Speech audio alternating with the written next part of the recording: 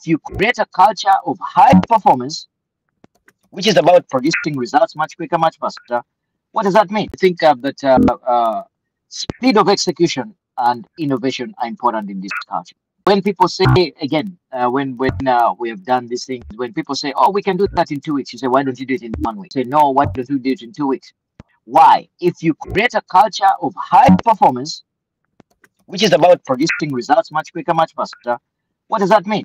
That means that you do things in half the time, you execute much quicker, you execute much faster, but also you create an environment where you're consistently coming up with new ideas. I think that adds a lot to the kind of culture that is going to attract the right people, retain the right people, and grow the right people. Number four, constant clear communication and expectations.